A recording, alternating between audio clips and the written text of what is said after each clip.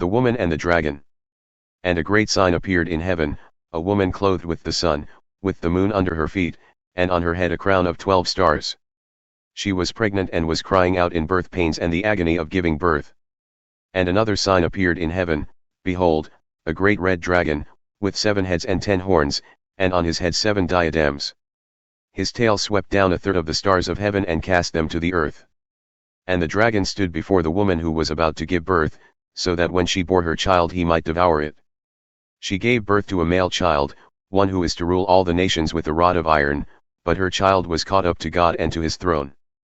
And the woman fled into the wilderness, where she has a place prepared by God, in which she is to be nourished for 1260 days. Satan thrown down to earth. Now war arose in heaven, Michael and his angels fighting against the dragon. And the dragon and his angels fought back.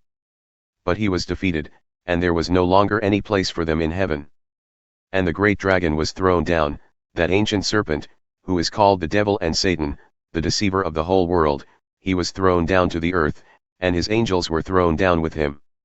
And I heard a loud voice in heaven, saying, Now the salvation and the power and the kingdom of our God and the authority of his Christ have come, for the accuser of our brothers has been thrown down, who accuses them day and night before our God. And they have conquered him by the blood of the Lamb and by the word of their testimony, for they loved not their lives even unto death. Therefore, rejoice, O heavens and you who dwell in them. But woe to you, O earth and sea, for the devil has come down to you in great wrath, because he knows that his time is short. And when the dragon saw that he had been thrown down to the earth, he pursued the woman who had given birth to the male child.